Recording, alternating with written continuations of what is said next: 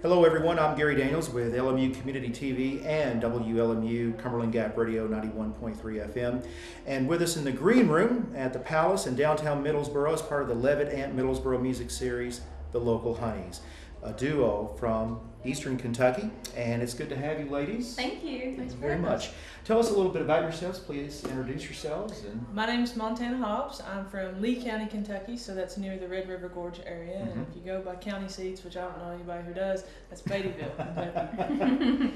And I'm from Woodford County, Kentucky. My name is Linda Jean Stokely, and I grew up on a little orchard outside of Versailles, right outside of Lexington. And Montana and I met when we were going to school in Moorhead, Kentucky. And your music, old time mountain music. Tell us a little bit about your inspirations and how your music has evolved and where it all comes from. Well, we both, like she said, we met in college, and we both kind of learned this music while we were in college. I wasn't a musician by any means when I started at college.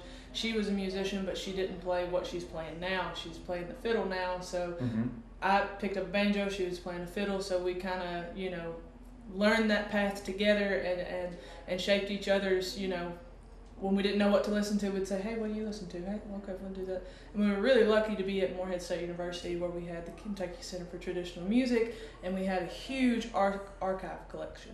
So we had the ability to pick and choose and go back and listen to all this wonderful Kentucky music and regional, all around the Appalachian region, as well as all over the world. I mean, there's all kinds of jazz, blues, Celtic, old-time, bluegrass, country, anything that you'd want if you're a nerd like us. The really cool thing about the Moorhead Archives, though, that we dwelled in was listening to those old recordings that were recorded by John Herod, one of our favorite people in the whole world. There's so much regional music that we were probably the only students that were at that time that were really interested in what was happening in their home, like home music of Kentucky. There's a lot of people that would come in there and be like, I want to learn to play like Earl Scruggs, and I want to play exactly like him. And yeah, so does everyone else. Right. But there's all this really rich, like, hidden treasure of music that people are starting to hear more of, because there are people that are continuing to carry on in a younger generation, a revival of this old-time string band music, because there's lots of things that are happening. Like, there's square dances happening more and more now. There's some really cool things that we're bringing our culture back a little bit. Well, I was wondering what some of the revival was. Not only at the university studied that, but also, do you think movies like Oh Brother, Where Art Thou was a great catalyst for that? It was a big thing for me, because I tell people I didn't know what old time music was before I started playing it. But when I heard Oh Brother Where Art Thou is still like my favorite movie. Still to this day. You can't watch it with me because I'm real aggravating with it. Bad. But seriously, I burnt that CD up, and I knew every word to every song, and I didn't know that, Big Rock Candy Mountain was by Norman Blake. I didn't know who Gilliam Welch was, but then once I started discovering these people, and then listen to kind of the people who are, I don't want to say polished, but that's what I'm going to say, the more polished version, and then you have to go back and listen to their predecessors and listen to those old scratchy records and those fiddlers who are just real like hard Grayson to listen Whitter to. and Doc Boggs on the banjo, and Grayson Whitter and those. And Hiram Stamper, who's it's not for the lighthearted. You know what I mean? Yes. Like you have to want to listen to that music. It's art music. It's art music, That's and you have to be invested in like where it came from and what kind of spawned this tune to sound like this. Exactly. Yeah. I think of Doc Boggs. He used to follow a bluesman in Southwest Virginia named Go Lightning, and I've looked for his music, but there's no recordings, no photograph of him. It's carried on by him. Yes, he did, and then he would go to the socials up at the African American coal camps, and he started tuning his banjo in a way that no one else did, and there's a haunting quality with that. Yeah. And then you mentioned about the scratchy records, those old 78s, there's something very special about them.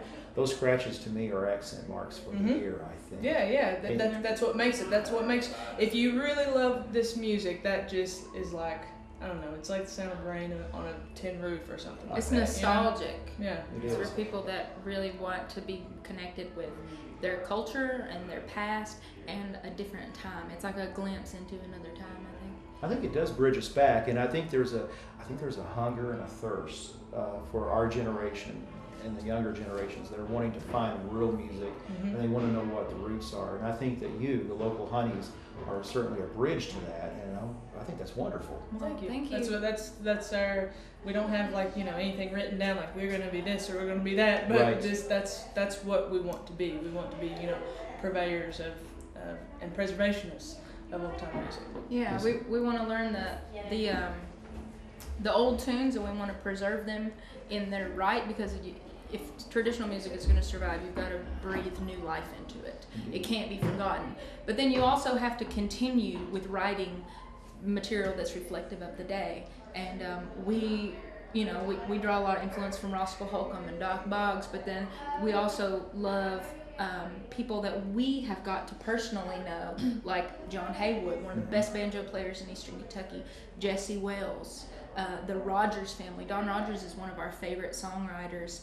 And he's writing about current issues today in a traditional style, which is hard to define, but you just know it's one of those things you know when you hear it. And that's something that we've also been doing with our music together, is writing music for social change or about the times. And Exactly. I think along with preservation and then a continuation, that's kind of what we've been aiming towards. I think so. And you're taking the music and it's transcending the past, but you're also taking the future, it seems like, too, and connecting it to the past. I hope that makes sense. Yeah, it's nice to lend your voice to something and then have people have a nice response to it. The other night we played in Lexington, and we played a song that I wrote called Cigarette Trees, and it's a message to the strip mining industry. And almost everyone in that bar was singing along with us, and we were like, oh my gosh, like just so like, oh my gosh, like so nerds. And our other fiddler, Megan Gregory, was with us, and she was like, look, oh my gosh, like, she was so giddy too, and we were so excited, and we we're like, wow, it's really amazing when all these voices get united as one about an issue that they're unhappy with. Because our friend Sam Gleaves said something that has kind of stuck with me. I can never exactly say it, I have to paraphrase it, but he said people listen more with their hearts than with their mind. So if you're talking about something that maybe is a really sensitive, touchy subject, if you say it through a song, people are more inclined to internalize it and not react necessarily with hate or anger or fear. They can digest it in, it doesn't have to be confrontational, which is nice. Indeed. So we're very thankful that you've given us some time. Yeah, thank you. For LMU Community TV and WLMU Radio. Now, Absolutely. do know that our studios at Cumberland Gap Radio are open. So someday in the future, if you'd like to stop by, We'd love to see it. Yes, indeed, and we'll have an interview and some live in-studio music if you would be interested. Yeah. Wonderful. Well, thank great. you. Thank The you lo- so much. The local honeys down here for the Levitt Amp Middlesboro Music Series. They were the opening act here on August the 17th. And my name's Gary Daniels with LMU Community TV and WLMU Radio. Thank you all. Thank you.